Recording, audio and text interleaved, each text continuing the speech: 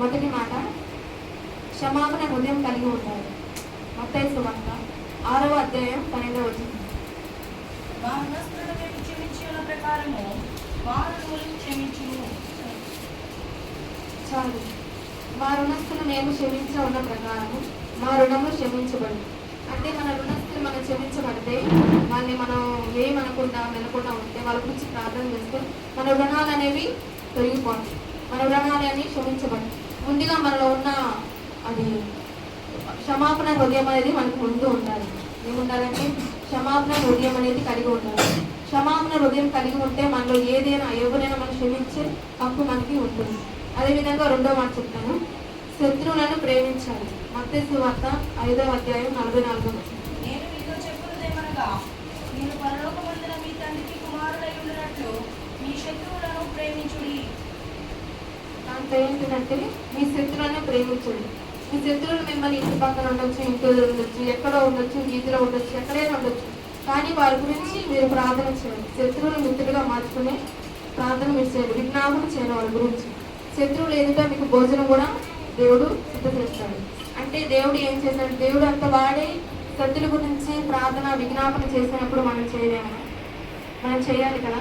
అందుకని శత్రువులను మనం ప్రేమించాలి. అదేవిధంగా మూడో మాట, హింసించి వారి కొరకు ప్రార్థన చేయాలి.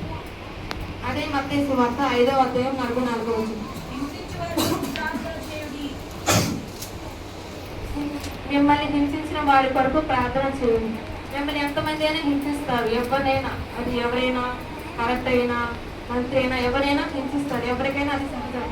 కానీ వారి గురించి మనం ప్రార్థన చేయాలి. వాళ్ళ గురించి మనం విజ్ఞాపన చేయాలి.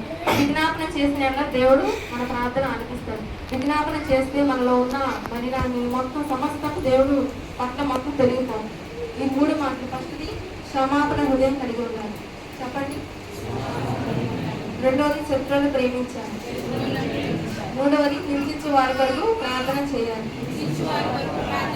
ఇది చెప్పండి.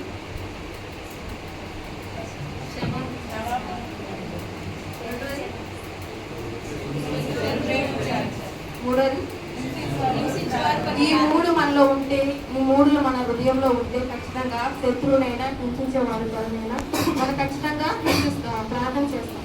హింసించే వారి వరకు ముఖ్యంగా మన పక్కనే ఉండొచ్చు, మన దగ్గర ఉండొచ్చు, ఎక్కడైనా ఉండొచ్చు. కానీ వారి గురించి మనం ప్రార్థన చేయడం మన బాధ్యత. అర్థమవుతుందా? మరి ఇంకొకసారి చెప్పండి. క్షమాపణ హృదయం కలిగి ఉండాలి. శత్రువులు ప్రేమించాలి. హింసించే వారి వరకు ప్రార్థన చేయాలి. ఈ లేఖనం దేవుడు దీవించుగాక.